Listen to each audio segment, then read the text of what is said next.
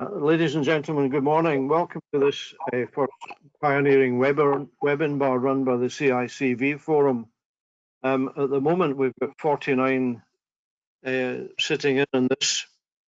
So as I say, a very warm welcome to this. Just a couple of logistical things for you. The slides will be made available at the end of this, as will a recording. What I'd like to suggest, if you have any questions that you would like to put to the presenters, if you'd be kind enough to email them to me, and I'll give you my email address if you can jot it down. It's len@buntonconsulting, all one word, .co.uk. I'll give you that again, len@buntonconsulting.co.uk. We have some questions from people that are listening in, and we'll deal with these at the end. And as I say, if we get some emails, we'll do our best to answer these if we can. So just to commence the presentation, I'd like to introduce our presenters today. Sorry, I beg your pardon. It's gone.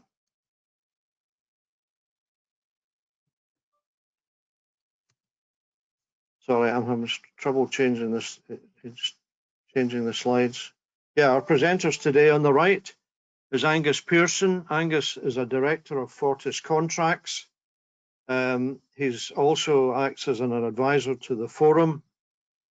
Gus has been involved in a very wide range of construction disputes over the last 25 years, particularly specialising in the M&E sector.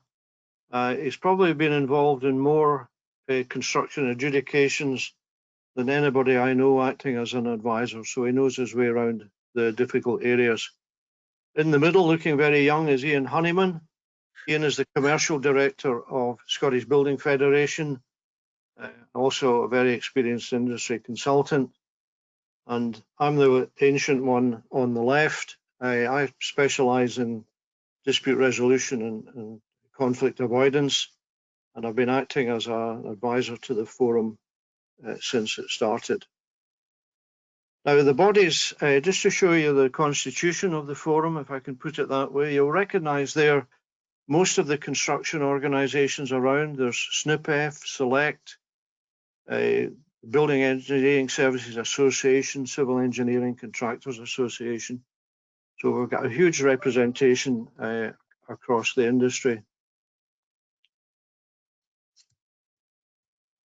The forum involves 49 different organisations, including consultation with the Scottish Government.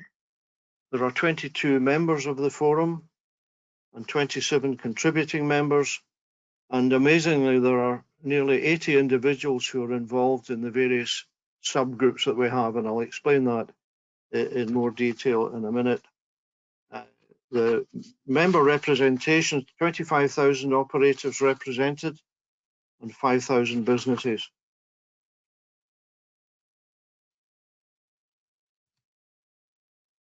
Apologies.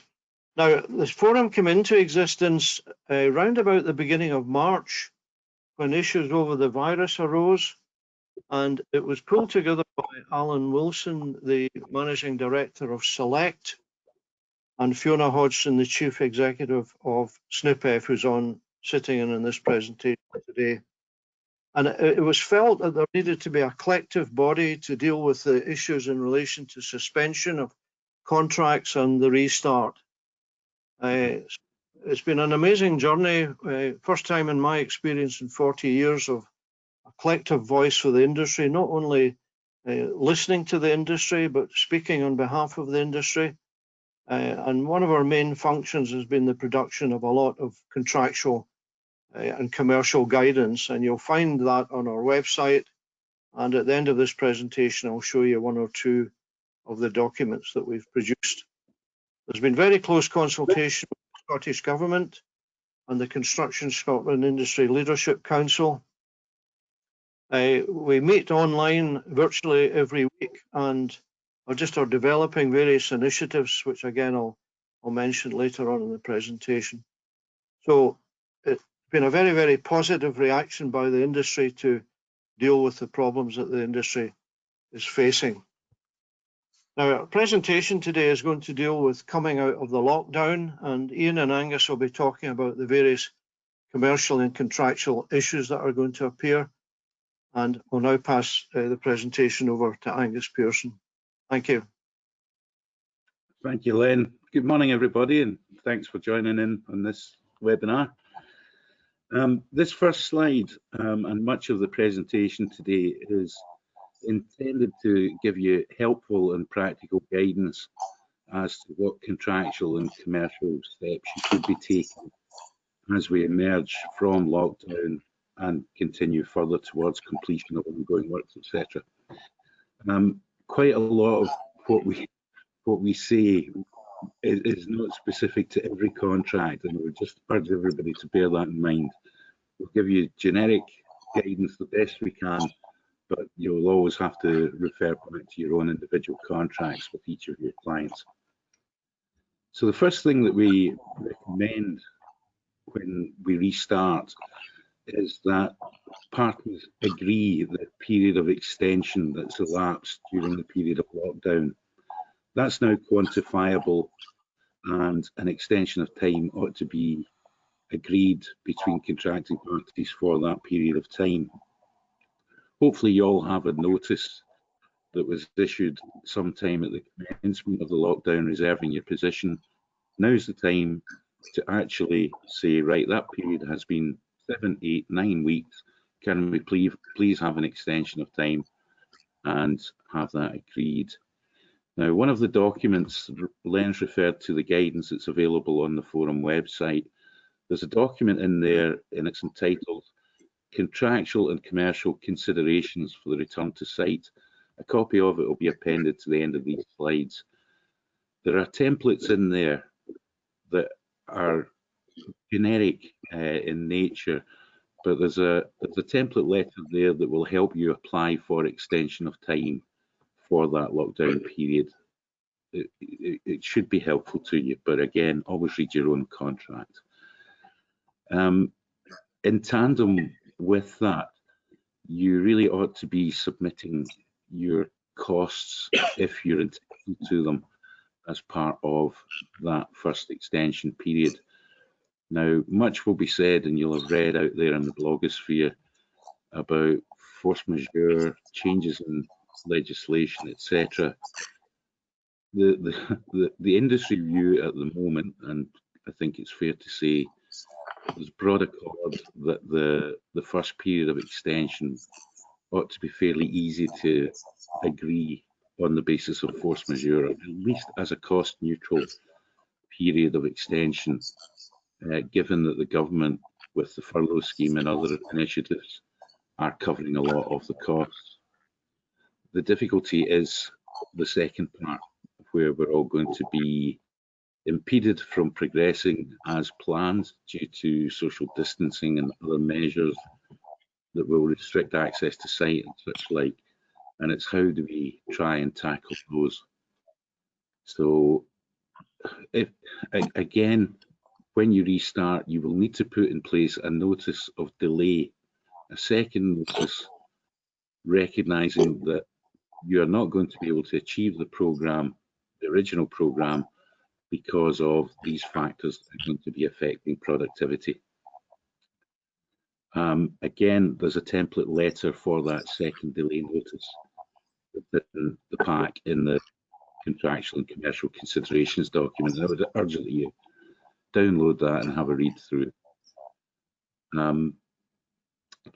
It may be that you can term the lockdown and the suspension as a variation, in which your completion date can change, and you may be entitled to value. That, I would suggest, it would be an uphill struggle in terms of getting payment, but nonetheless, it ought to be put on the table if that is your position and you're able to negotiate from that platform. In the letter for your second extension of time, we've suggested a number of relevant events. Force majeure is in there. It exists in most standard contracts. I have been asked in recent weeks, is this all a force majeure event? Some say yes, some say no. There's no definitive answer to that. What I will say is that if you have any strand of making force majeure stick as your relevant event, you have to have a force majeure clause in your contract. That's actually important. People are talking about force majeure and it's not even mentioned in the contract, so have a look for it. There are other relevant matters that you may be able to apply, such as a change in government legislation or restrictions in access to the site or a variation. So there are a number of alternatives within the template letter. Keep as many of those as may be applicable to your case within that second application, so that every avenue is open to you when it does come to quantifying. At this point in time, we also recommend that time be well spent in getting your accounts agreed the best you can. A lot of QSs and other people on the commercial sort of side of things have had a bit of time now to go away and get your accounts substantiated. No excuses really. The more substantiated your claim, the more likely it is to succeed.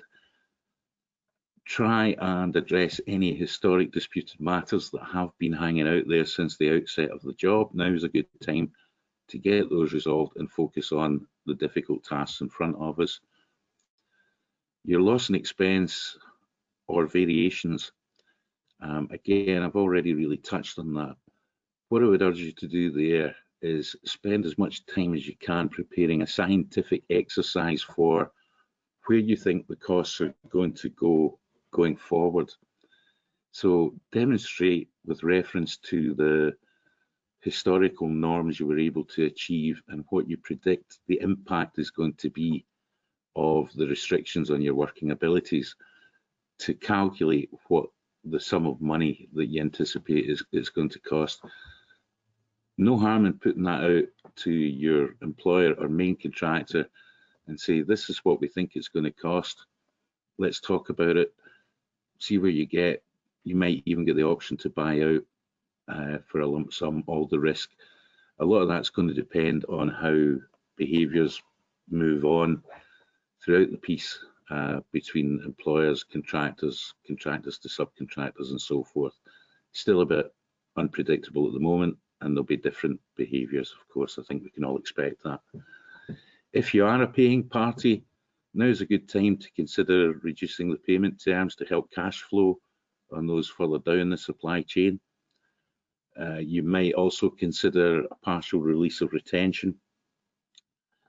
Again, the Scottish Government have intimated that they'll be following that sort of guidance, and we expect that a lot of public sector works, the retention pot will, let's say, be reduced to get a bit more cash moving into the sector.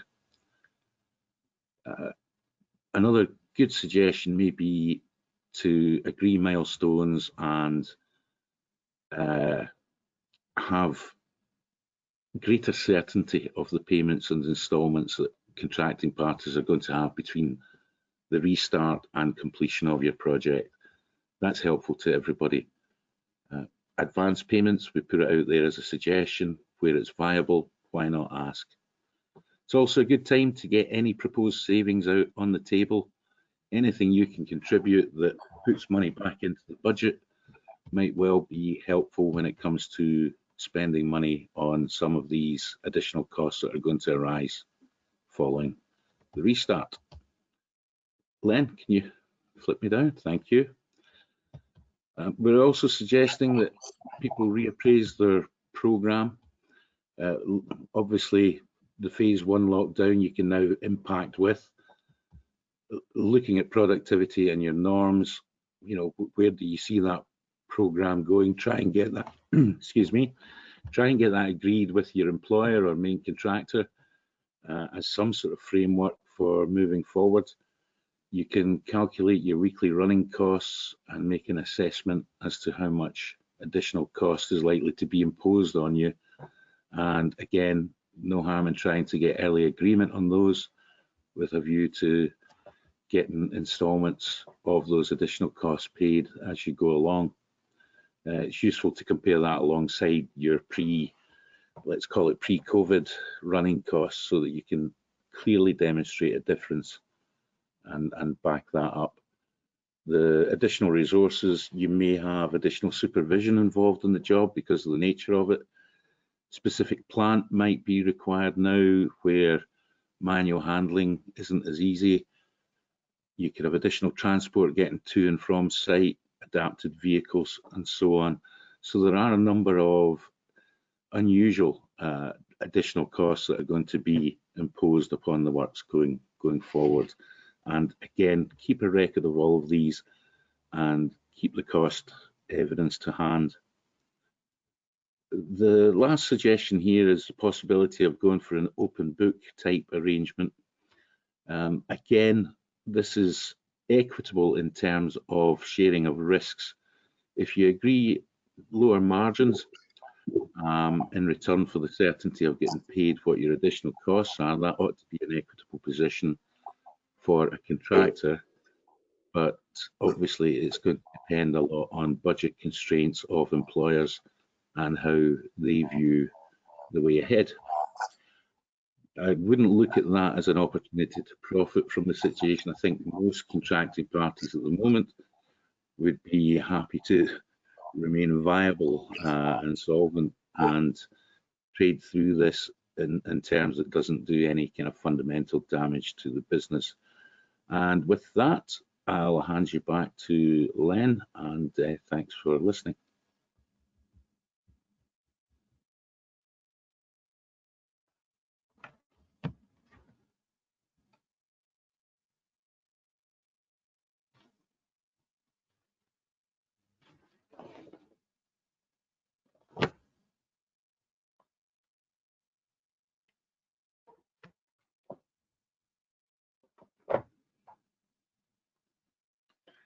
Len, you're on mute.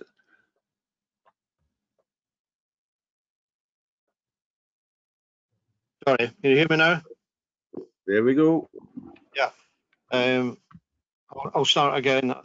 The point about open book, I think, is very sensible, because I think it's going to be extremely difficult to forecast the cost impact of the site operating procedures and moving forward in productivity. So it seemed to me to be sensible to come to some arrangement that you had a short-term open book strategy, and then as things gradually develop, you might be in a better position to assess what your costs are likely to be. So I'm now going to hand over to Ian.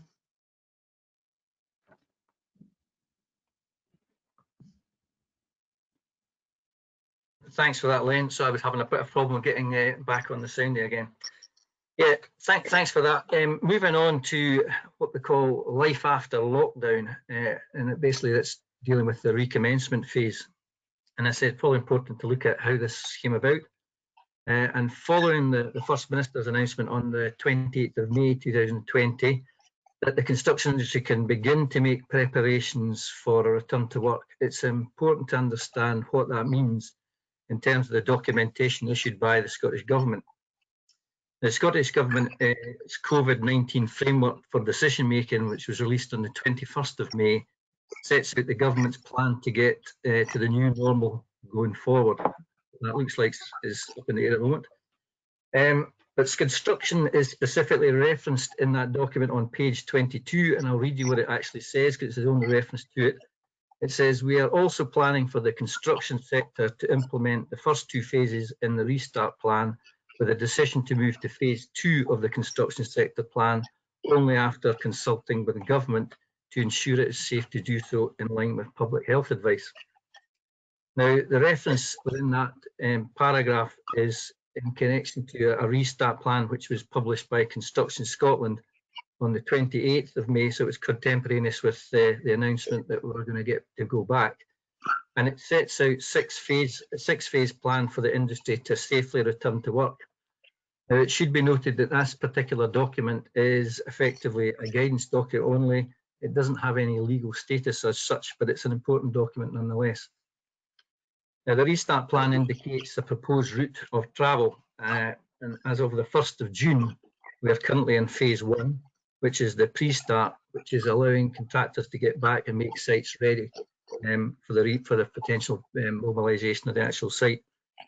Now, the move to phase 2, the soft start, will be subject to Scottish Government's agreement. Now, this is not a specific date at the present, and it's not clear as to how they're going to make a decision and arrive at that particular date, but hopefully the decision will be made fairly quickly.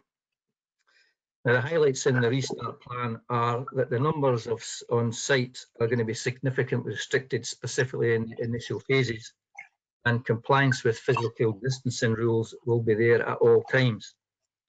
One of the major issues in such like is also the close working will be permitted only following a risk assessment, and that activity of close working may require to be delayed or rescheduled until a time when appropriate PPE is available. That one might, depending on how the PPE situation and such like is, I suspect it's improving all the time, so that might ease a wee bit. But all of these issues that are listed in that document will impact significantly on the productivity, and therefore there'll be a need for consideration and planning going forward. As we can call this the restart phase, talking about, as Gus intimated earlier, there is, having dealt with the notice of delay for the lockdown period, we have to start dealing with the restart phase. Again, this will depend, as Gus alluded to, largely on the contract conditions that each contracting party is working under. But it's inevitable that further delays to the contract will occur when carrying out the remaining works. The new method of working and other restrictions will impact on productivity on all sites. And it's therefore important to get a further notice of delay tabled as soon as it's apparent that further delays are occurring. And again, there's a template letter contained within this CIVC Forum's website, which can be adapted to help draft something of that nature. And that's basically to be an ongoing delay following the recommencement. This is an initial letter covering this period at the moment, and it's to be your sort of best estimate of the potential delay based on factors known at that time. But it will be a moving target, and it will be subject to review and update as we go. Another important task that needs to be happening fairly soon is, as noted, with the full impact on the future day will not be known at this time of issuing the further notice. But we have to make adjustments to the programme to reflect the lockdown period initially, and then we have to do an initial assessment of the potential impact on the programme due to the revised working arrangements. And that should be done as soon as possible, just to get the best guess. And that review should consider the EOT that's been in respect of the lockdown period. It's also important to note the position of the works where prior to lockdown, i.e. were you ahead or behind programme? There's no point in trying to hide that in the whole process. You might as well put your hand up and accept that you're behind. Do it, because it will get thrown back anyway. Restrictions that are imposed on the site, how they're going to impact on that, and also any new methods of working that's been brought in. There's going to be limits on activities involving close working. That's a given initially in initial phases. And there's possibly going to be issues with availability of material. And the other most important factor is to speak to your subcontractors to get their input in this, because this is not just one against everything. It's all together. If we go down another route, we're going to end up in problems. This project review will give an indication of the initial estimate of the additional time required, and that's probably can sort of feed into the initial delay later, but it's going to be subject to review and adjustment. Next question, which I think is probably one of the most important ones here, and I don't have all the answers, I wish I did, but do you have scope for compensation? To a large extent, the devil's going to be in the detail. In terms of the conditions that you're signed up to, will probably determine the options that may be available to you. I think Angus indicated the situation relating to the lockdown period, which is perhaps clearer, but dependent on actual contract terms nonetheless. But the basic sum of that is that you're likely to get the time, but you're not likely to get any money. For the restart phase, the answer is a wee bit less clear. Under standard unamended SBCC contracts, in order to fully qualify for a loss and expense, the reasons for claiming has to be a relevant matter. And it's very likely that COVID-19 is a force majeure event, and although this could depend on it could also depend on when that contract was signed. If it was only signed fairly recently before the lockdown, it's a possibility that it might not be, because you would have probably known that it was a pandemic was around the corner. There's another piece of legislation which was introduced, the Health Protection Coronavirus Restrictions Scotland Regulations. Get my teeth around that one. That also gives ground for considering this to be a relevant event. Now, parties may argue that COVID-19 is a force majeure and or an exercise of a statutory power directly affecting the progress of the work. Both of these are relevant events under an unamended SPCC contract, and both therefore entitled to an extension of time and relief from potential L&A damages. Unfortunately, neither of these two relevant events are listed as relevant matters under the contract, and as such, main contractors, subcontractors would not necessarily be entitled to loss and expense resulting from these particular circumstances. However, as Gus mentioned, can we look at it as being a variation? Now, the restart period may create circumstances which enable parties to the contract to seek recovery of some costs, but it isn't going to be easy, obviously, because the underlying root cause of the delay could be considered to be force majeure or a statutory instruction and such like, in which case you may be cut off from an avenue of arguing for a variation. But it's likely that the impact of COVID-19 virus is going to have consequential effects on the actual contract, and these might result in acts of prevention, such as delayed instructions or problems with the design or changes in the design, and all of these potentially would have an opportunity to turn into a relevant matter and provide a basis for claiming for loss and expense. It's a case of each circumstance is going to have to be looked at and treated on its own, and you would require to issue notices on each and individual one of these particular things. Other avenues to consider, and this is one that I'm kind of floating, it's worth considering requesting the employer or a main contractor alike or your employing party to provide any relevant information under CDM regs. This would also assist you in preparing of your updated construction phase plans or RAMs for the restart phase of the project. Getting the employer involved may provide an avenue to discuss potential recovery of some additional costs and that you may have incurred, but it's by no means certain. If move on to the next slide, Lane. That's great. As Gus mentioned earlier in his slides, providing detailed cost estimates, that's something that's important, if nothing else, to get a handle on the sort of level and scale that we're really talking about. And kind of that, this is the start of that is probably the master program, producing a master program. Sorry, I think maybe I've jumped on here, sorry.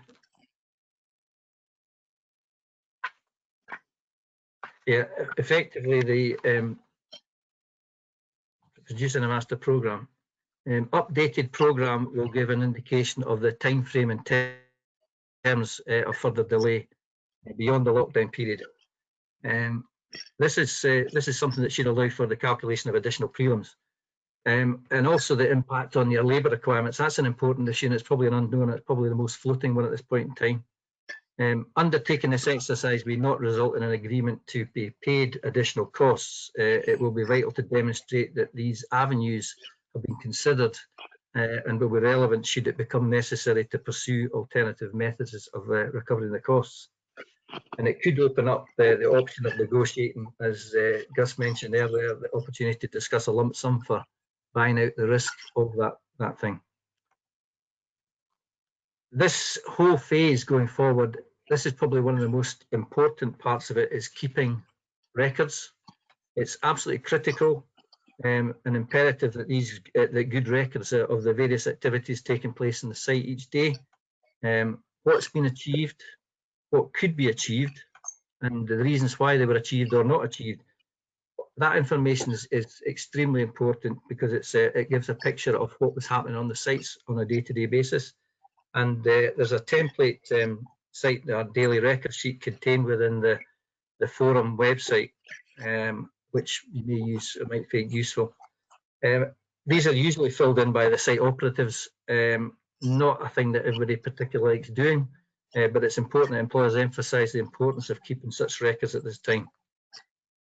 Implementing the use of these types of sheets will be quite a bit of management, and it's going to involve a lot of the collation of the information that's produced at the end of these things, but the information gathered will be necessary to support the application for payment of additional costs incurred. It's also important to keep general records of the site conditions, and photographs and videos, a handy way of doing that, if it's possible. It shows potential progress week on week, day on day, and it also shows potential restrictions that were there at the time, which can be provided as evidence at a later day. And it delays by, you're getting delayed by proceeding activities and such like. You can actually show that by video. I think that's going to be one of the most important things going forward. And site supervisors, managers, it's important to keep, probably most of you will do that anyway, keep daily diaries noting the matters that have affected the site day to day. The better the standard of record keeping, the more likely your prospects of recovering additional costs that have been expended. And this can be implemented immediately on recommencement, but ensure the details are included within the applications for payment as well. Submit them to the employer or main contractor for information and record purposes at least once a week. That way you're keeping them aware of the conditions on site affecting the works. Lastly, on this particular slide, factors that affect cash flow. All of the issues that all the following issues will have an impact on the payment and cash flow. Low productivity, that's a major one that's an unknown at the present in time. Additional transport costs, alterations to the site setup and welfare, we're all probably talking on preparing the sites for doing that. Shift working could become a thing of use during this period, but you may also only be able to work in certain areas on the site, and some activities may be delayed or rescheduled. Each one of these and a lot more are likely to result in very low valuations each month, particularly in the initial phases, coupled with increased preliminary and overhead costs, which may or may not be recoverable. And cash will become even more important. So clearly, in order to address all of these particular items, the contractual position of all parties needs to be established. And if possible, an agreement reached on how the process is going to be handled through this whole process to the contract completion. If collaborative agreement on the way forward can't be agreed throughout the supply chain, it's highly likely that contractual issues and disputes are going to occur. I can't see any other way of that. At some point in the future, some form of claim is going to be coming down the line, in which case the processes outlined earlier are extremely important and become more important as the days go by. And information collated will form the basis of any particular claim. I hope that's not the way it ends up, but I have a suspicion that that's probably where we're going. Significant reduced turnover each month for all parties is going to cause major pressure on the whole supply chain, and it could end up resulting in a number of business failures, which will only add to the problems. With that, I will hand over to Len. Thanks, Ian. Just going back to the forum, ladies and gentlemen, and to explain what's happening at the present moment. One of the major steps that we achieved was the setting up of a clients group, and that's allowed the forum to engage with public and private sector procurers like local authorities, Scottish Future Trust, the Federation of Housing Associations, education, and some private sector clients as well. And the reasoning behind that was really to try to understand how they were going to be approaching a suspension and site startups, particularly with regard to commercial issues, and really to try to get everybody on the same page in terms of dealing with this situation. Now, the response to that so far has been very good, particularly from the local authorities who are buying into the fact that financial support is going to be needed. As to how far that actually goes in reality is something that we'll find out in the next few weeks. But some of you may have been aware that on Friday, the Scottish Government issued 2 policy notes.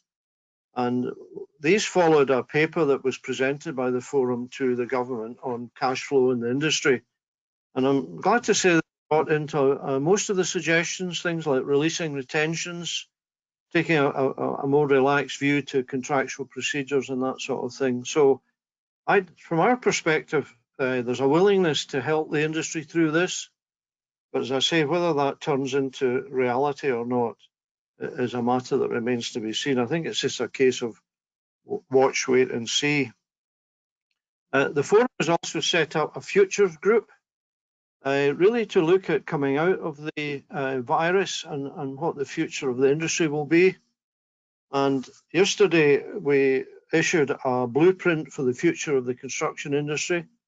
That's been sent to your member organisations, and it's a consultation. It's a consultation to ask everybody in the industry, what do you see the future of the Scottish construction industry? What do you want to have? So we've posed a number of questions, but we've really put it out to all these organisations and you folks that are on this call to have your say. And it will deal with all sorts of things like conduct, more ethical behaviour, more fairness in the industry, more transparency. It's going to deal with things like low-ball tendering, how we go over the race to the bottom. It's going to deal with things like consultants being paid a proper level of fees so that they can design projects properly. So what we've looked at is all the problems that we have in the industry and are now looking to find solutions. So I hope you'll participate in that. The other thing that we've discussed with the clients is the pipeline for future work. And that is mixed at the moment. There's not been a lot of tendering opportunities in public service contracts. A lot of the architects are saying that they have not seen many commissions coming through for new design projects.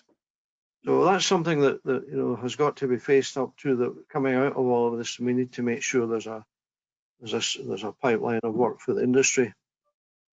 The other thing that you can see there, I won't read it because you'll be able to pick it up from the slides, but we've developed a suggested clause that would go into contracts that will deal with aspects of the virus to make sure that you're properly protected. Have a read at that. You may want to take legal advice from your own legal advisors as well. One final point before I pass on to Angus. In our experiences over the last few months, there are an awful lot of people that are fed up with the construction industry. There are directors of companies saying, I can't go on with this. I can't go on with every day I'm having a battle for payment. And that's a sad and a serious stage that people are at that. There are a number of people that are thinking of just shutting the door on their businesses because working through what lies ahead is going to be extremely difficult. There's another factor, if I may mention this, the Electrical Contractors Association recently carried out a survey of their membership in relation to health. And frankly, it was absolutely shocking and extremely worrying about the health impact on running a business in the construction industry. And even worse was the indications for a number of people about suicidal tendencies. So if nothing else drives us to make change in the industry, then that's got to be our focus. And so I hope you'll support the consultation in due course.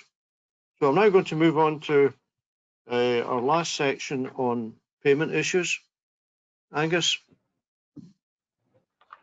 Thanks, Len. Hi again, everybody. Well, the biggest pressure on the industry, which is already pretty much a distressed sector, is overpayment and cash flow. It's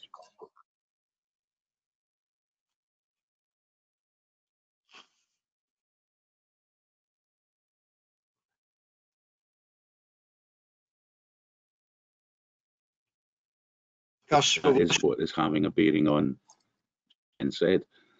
So this little, so we're going to. Sorry, Len, did you have something to add? No, sorry, I just lost you. No. Okay.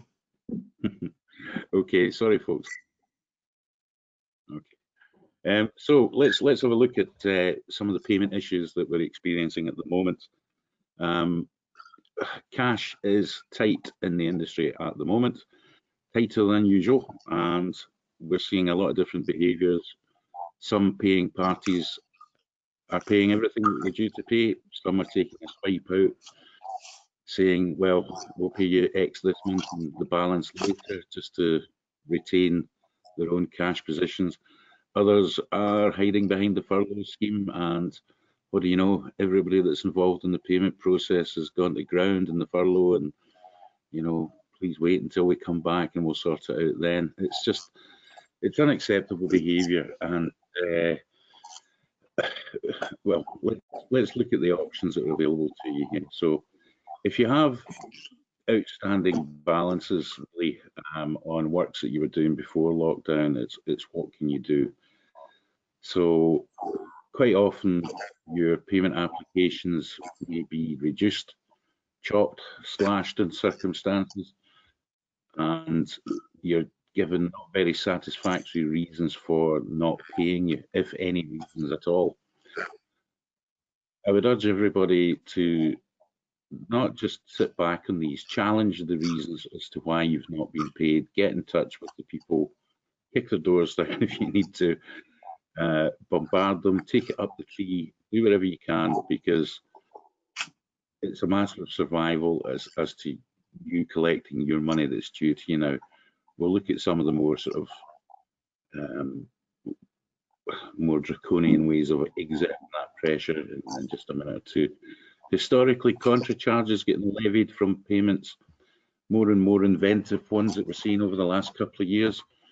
The sometimes hilarious clean-up notices, and you know, you damaged the ceiling, but I'm a flooring contractor. How did I manage to do that? Scattergun approaches.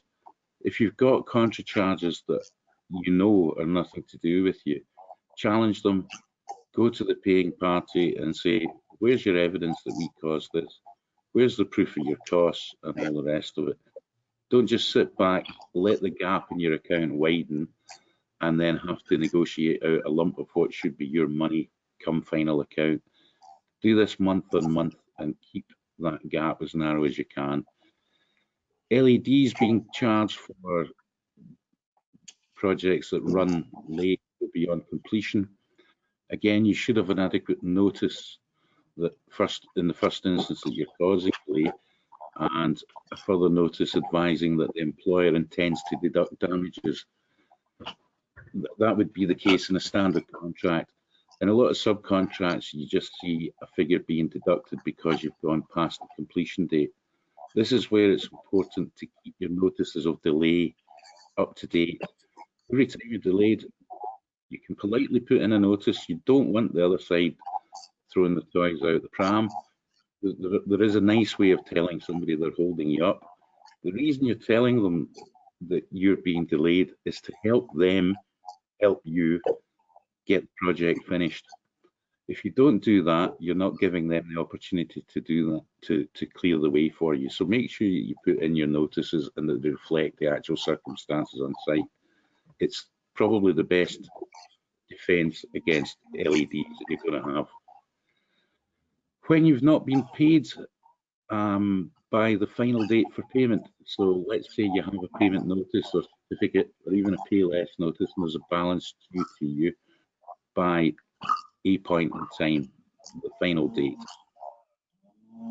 When that date passes and you haven't paid in full, you're entitled under the Construction Act to suspend performance of all or part of your contract.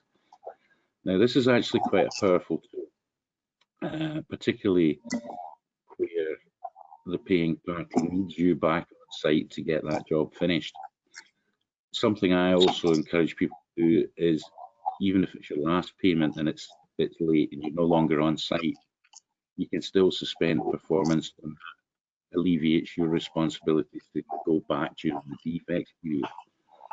The attraction right now in a 7-day suspension letter, the Act, is that a suspension of non-payment under the Act entitles you to costs reasonably incurred associated with that suspension.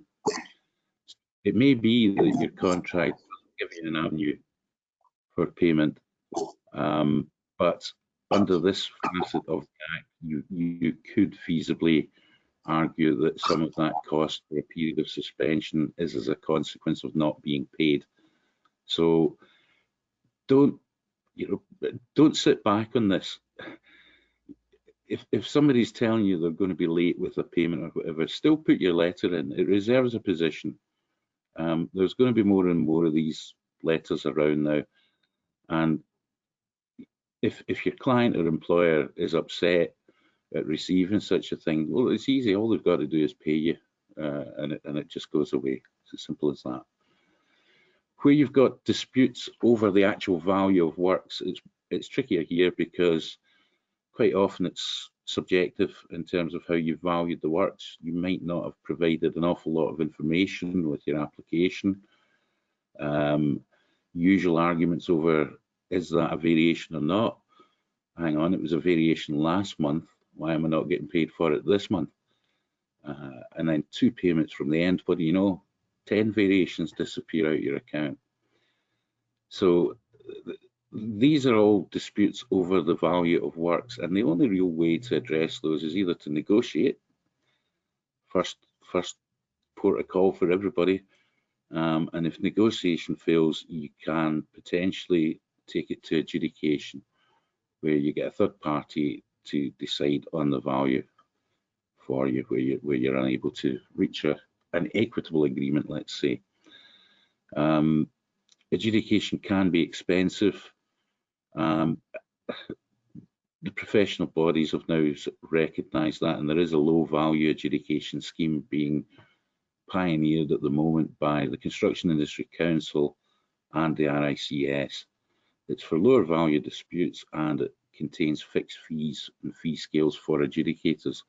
So you know what you're getting into, but that does take both parties' consent at the moment until we see it being written into more contracts as a default adjudication tool.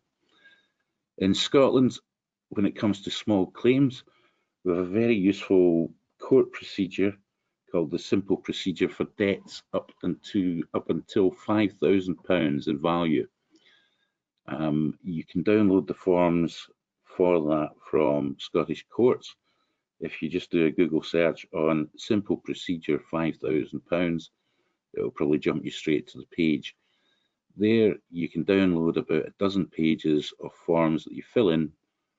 If you've got a crystallised debt, particularly for things like old retentions that you're sitting out, not a lot of value, not worth adjudicating on, don't want to pay extensive legal fees, have a look at that process.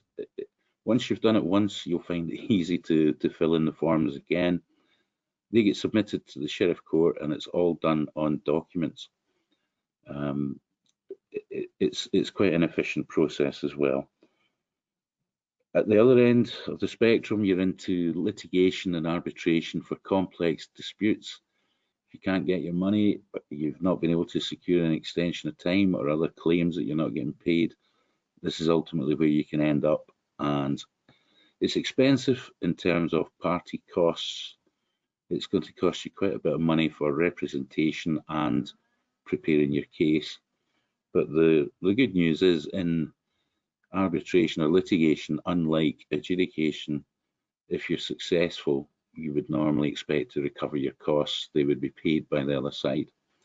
So it's there as a last resort, really. And I just want to finish up by touching on the last of the dispute resolution processes. A very new game in town. Certainly a lot of us are quite enthusiastic about it. I know Len is a champion of the cause. It's called the conflict avoidance procedure. It involves contracting parties agreeing on a neutral person to get involved as an intermediary, a broker, a neutral, to come in as and when both parties require. So you get to say, look, we can't agree on something here. Let's send for the CAP guy or girl, whoever it may be, bring them in, put the issues on the table and see if they can help you get to an amicable solution faster than you otherwise might get. it helps encourage dialogue. It avoids disputes escalating. It's been tried extensively within Crossrail down south. They've had phenomenal success with it, and that's why it's been rolled out wider across the industry in the UK. So it's worth considering that. Anybody can put it in any contract, any value, if you think it's going to be of use.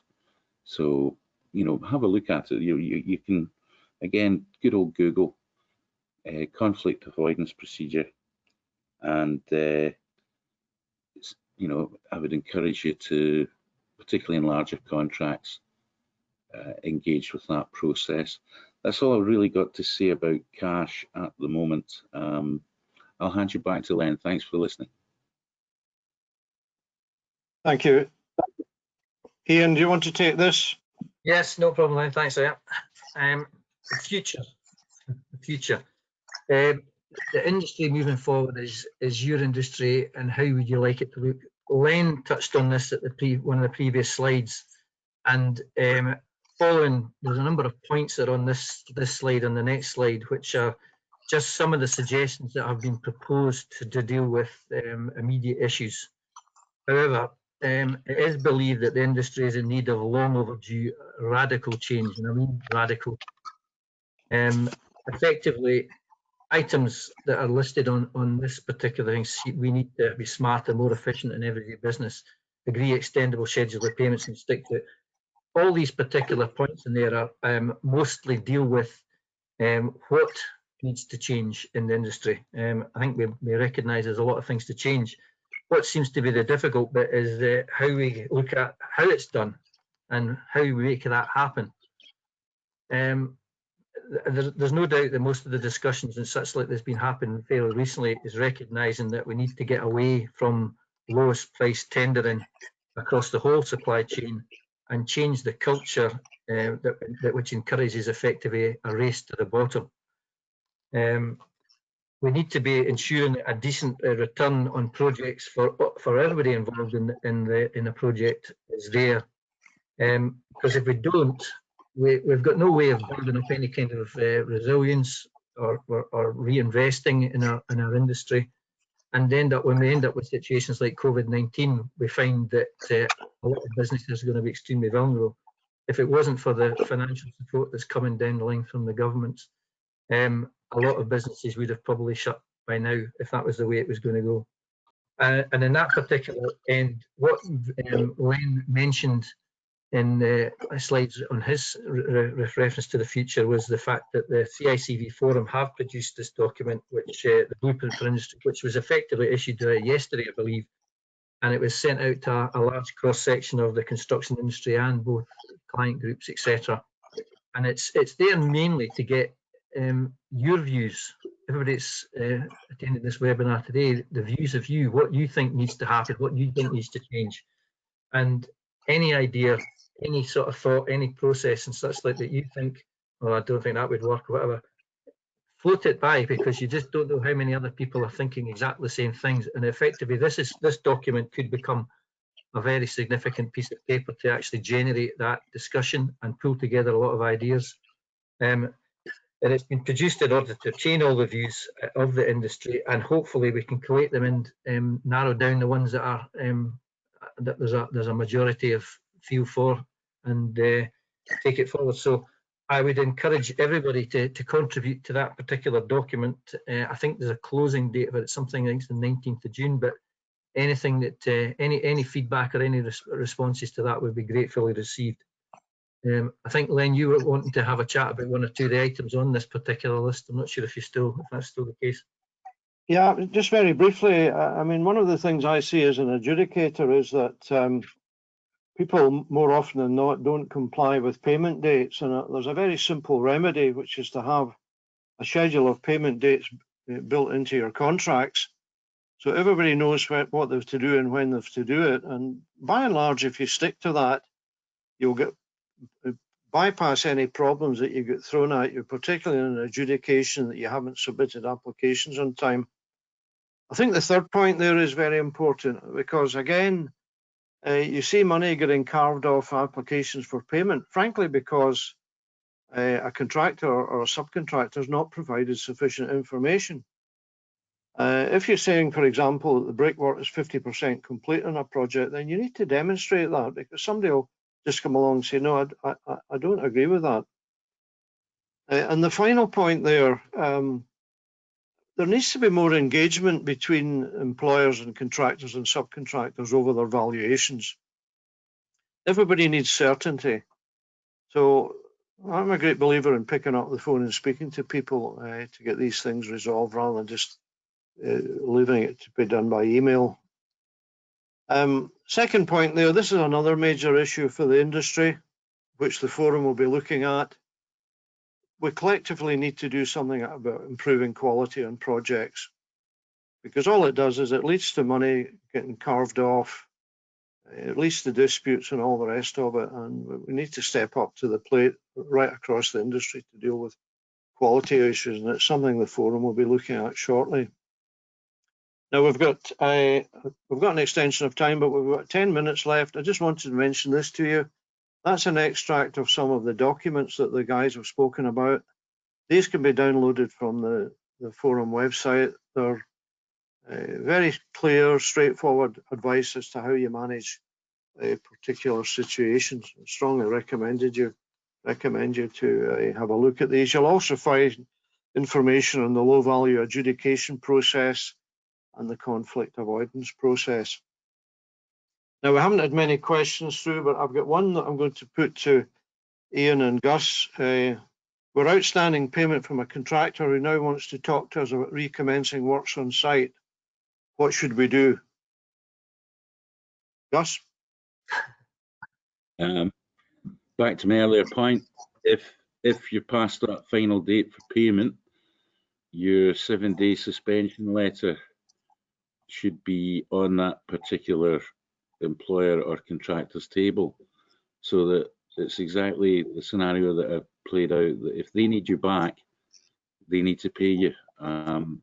It's important that you issue the notice and give 7 days before you actually do suspend. That's critical. You can't just write that notice and not turn up. So I think that's the initial reaction there. If you still don't get paid, potentially into adjudication if needs be. The only thing I would add to that is that it may well be that the issues that's effectively started this whole process off was an announcement to not to go, to stop the sites or to close the non-essential sites. And unfortunately, because of that, at that time, it's possible that a lot of particular notices or leaving the sites and leaving the sites weren't issued, and that might cause slight problems. But at the end of the day, Gus is right. If the money was due before it was done, it should be getting paid. There's no real reason for not paying it. Okay, another question, Ian. This is for you, being a part of a major employer organisation.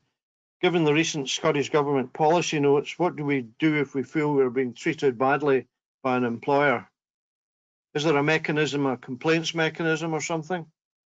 Well, I mean, obviously, all the guidance that's been issued by the government is that it's just guidance, but it is very good guidance, and it's like all the government policies. A lot of the time, the actual delivery is delivered by either local authorities or some other government type quangos. They're all being encouraged, as far as I'm led to believe, to follow that guidance where possible. But I think it's recognised that unfortunately there's not a bottomless pit of money. And each individual procurer is going to have difficulty on certain projects, and how they manage that is going to be difficult. Obviously, conversation has to happen first, and if there's a conversation to at least establish some kind of ground rules of how things are going to go forward, that's fine.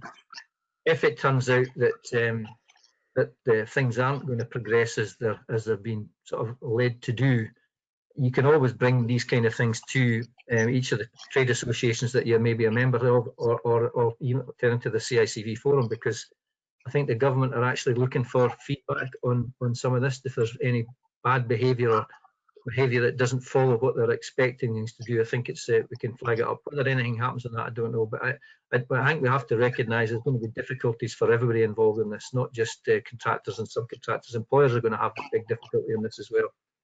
Yeah. Okay, well, we're just about out of time. Thank you very much for participating. One final thing I'd like to say is we're going to go through difficult times over the months that lie ahead. Please share with your your member body any contractual or commercial issues you've got. These will be responded to, collated, and we can put these back out to different people to say, well, here's something that happened on a project and here's how it was dealt with. That would be extremely valuable. Thank you to the folks that have set up this presentation in SNPF, and thank you to our two presenters.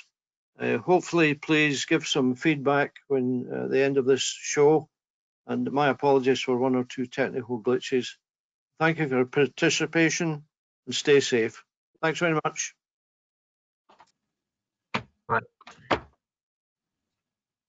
Thank you all. Thank you.